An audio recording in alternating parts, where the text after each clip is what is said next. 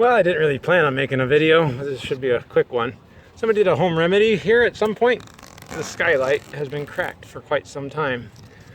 It hasn't rained here for at least, I guess, 5 days, and there's still a lot of moisture underneath what I'm pulling off here. You can kind of see how wet it is right there. So at any rate, they got some screen material, made strips out of it, and tried to do like a fiberglass band-aid over all of this in the veins of like Eternabond, I guess, but that wasn't going to stop cracks like that. So now I have to replace this entire skylight, which is a shame, mostly because it probably needs a new roof anyways. But one thing at a time. I'll get this off and get the new one on. This has a base of about 28 inches by 28 inches. The biggest one I could find was 25 by 25 with a rough hole opening of 22 by 22. So I'm really hoping that I'm going to be able to cover all this, and we'll see from there.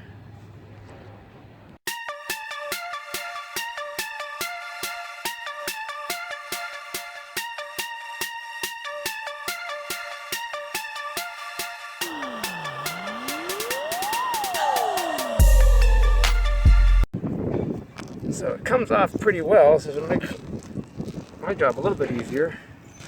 I mean, if I was going to do what they did on this, I would at least taken the old sealant off and then embedded the fiberglass screening material into the new sealant. But I wouldn't have done that anyways, but I don't understand exactly what they were trying to do.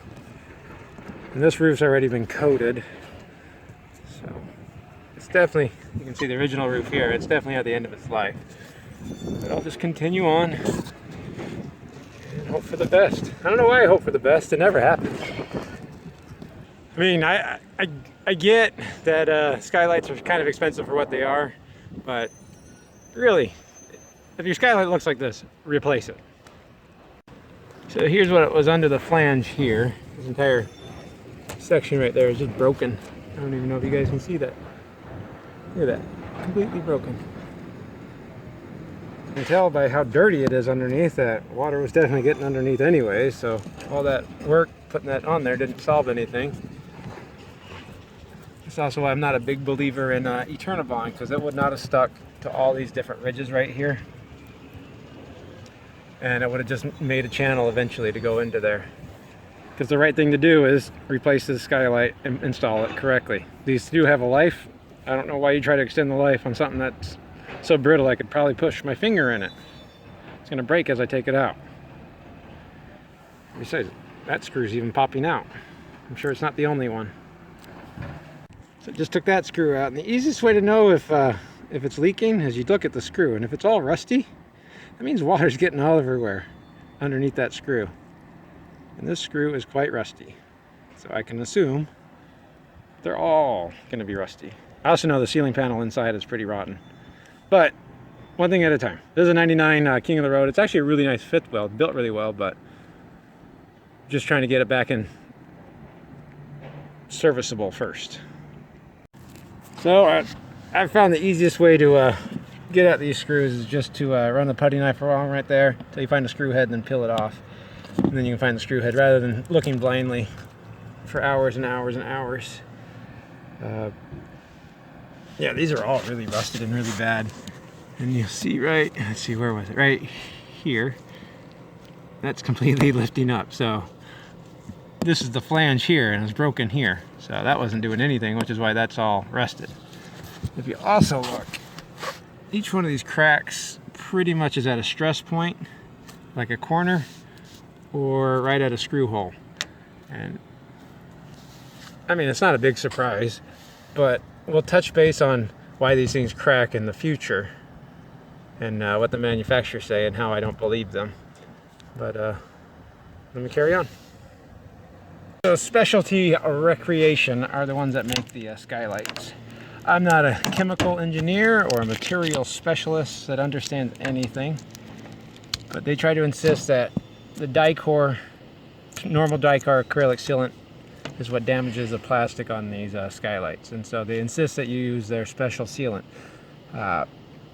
I've gone to trade shows, I've asked them questions directly, and they just say, yep, you got to use a special sealant. But it's a crummy roof sealant. It's not self-leveling.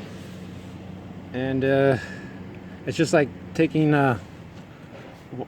thin down butyl putty and putting it on top of something. It doesn't have any real, how do I put it, staying power. It doesn't do much. I would not trust that to seal a roof. So I will show you what I'm talking about once I get this off. But I got the screws out, and so this whole thing should start pulling up, unless I missed a screw, which I've been known to do. But to say that this Skylight was at the end of its life would be a giant understatement, because it was at the end of its life probably 10 years ago. It was just kind of important. The Skylight's a piece of plastic, and it's exposed to the sun. Anything exposed to the sun is going to start having problems. If the roof only is supposed to have a 11-year warranty, why would the Skylight supposed to be lasting 20 years? That makes no sense at all. And if you notice, how do I put it? The plastic's very brittle right here, and there wasn't sealant right here. That's just from UV damage. So stress points make an obvious case for it to break, not sealant. That is my opinion. The industry's been putting sealant on top of these for I don't know how many decades, and it's not causing the Skylight to break. I don't know why the Skylight manufacturers are putting it out there like that. Alright, I guess it's kind of past the point of no return anyways. It's not in good shape. I mean, even right here, there's a big buckle in it. That's a big hump in the flange.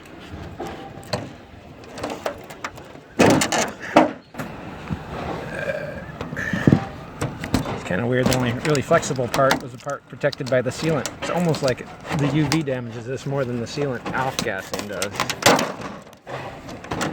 And look how brittle that was. Alright.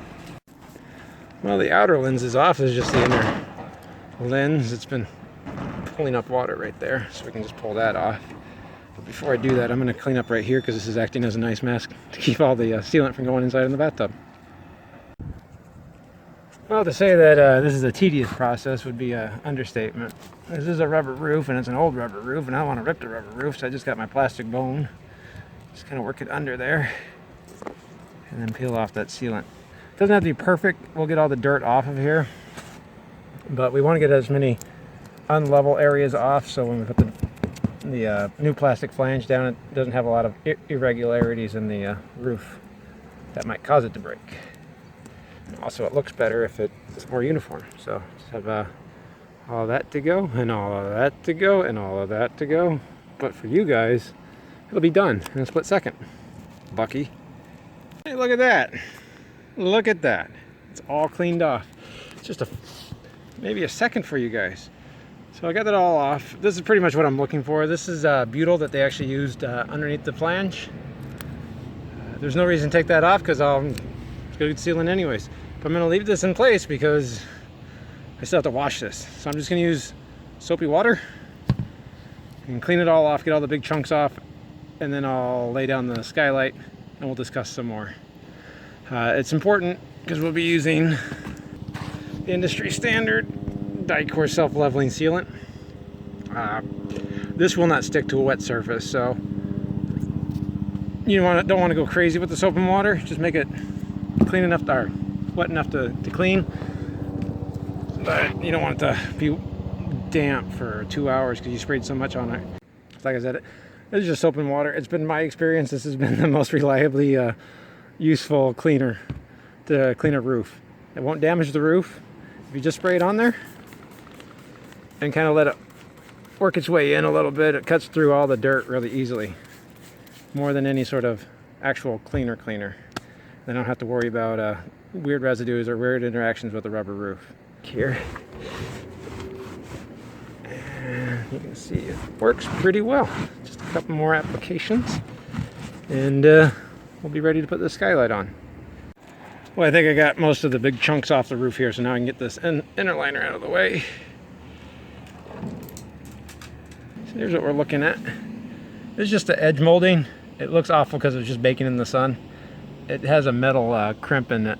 It's steel, and so in a moist area, it'll rust. So it looks a lot worse than it actually is. Alright, so we got the final pass right there. This is about as clean as we want it to be, or need it to be. So here it is, the biggest Skylight, and I stand corrected, I'm sure, because it's just big enough to fit inside that flange. So this is more important that we're cleaned off. This not so much. So there's going to be a lot of gap to fill with sealant. I may not have enough sealant to make that look great, but we'll find out. So I'll just be filling in from here to there with sealant, just so it looks better. And man, this is the biggest Skylight I could get.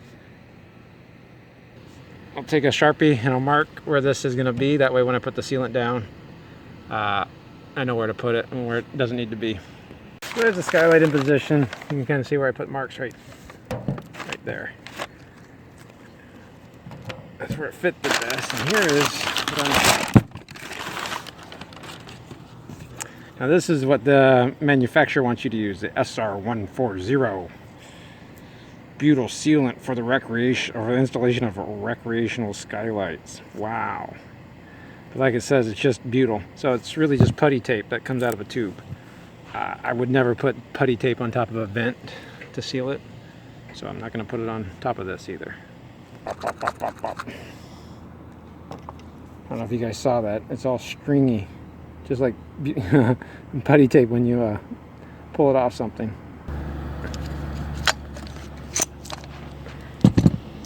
I'll just put a bead of this stuff down. And the weird thing about it is they want you to use this to seal on top. And there's no way one tube is enough to seal an entire Skylight. Even a little bit. So that kind of a built-in, you're gonna have to buy more from them. But this stuff isn't the easiest stuff to locate either. I don't know why they do things like this to us all. So it comes out looking a lot like Dicor, right? You can all agree that looks like Dicor.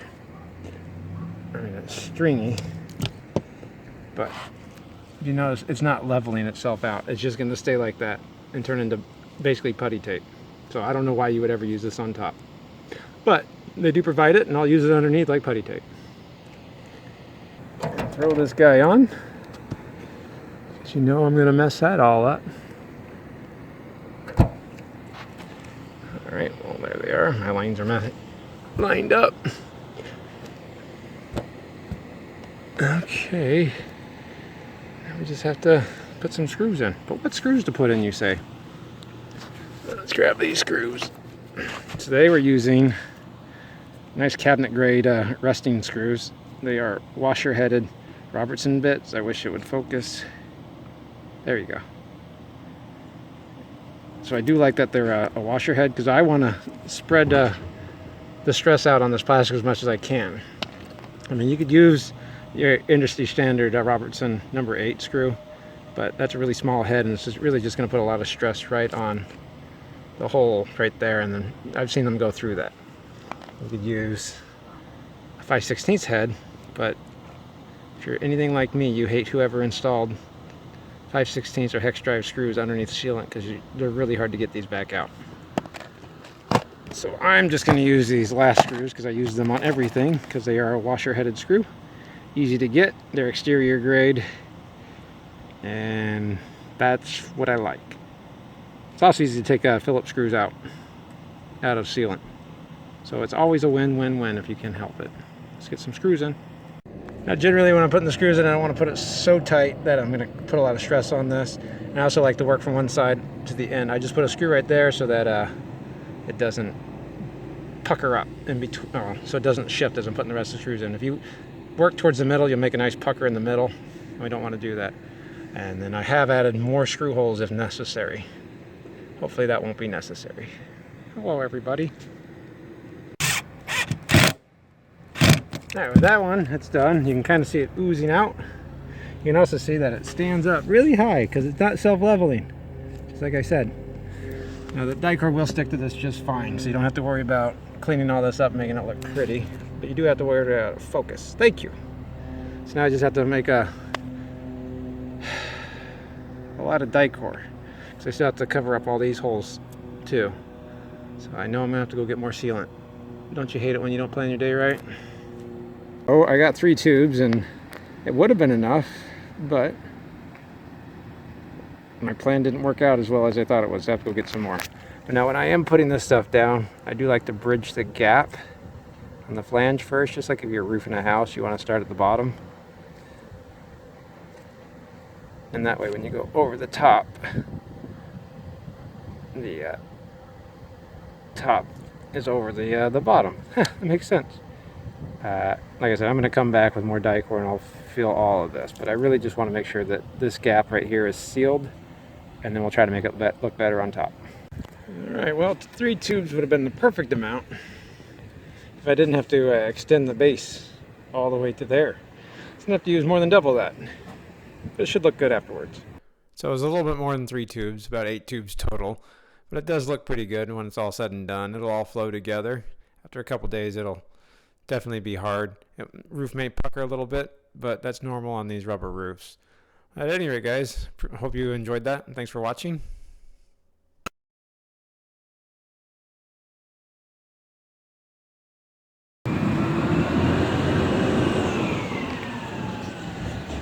And get rid of that.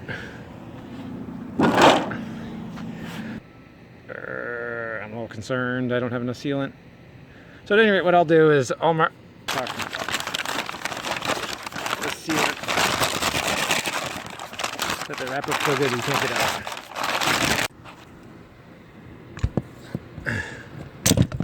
Spout cutter fail.